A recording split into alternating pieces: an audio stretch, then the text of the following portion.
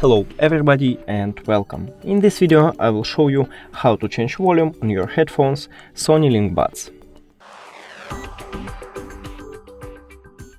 You have to start by open application, then scroll down and click on device settings.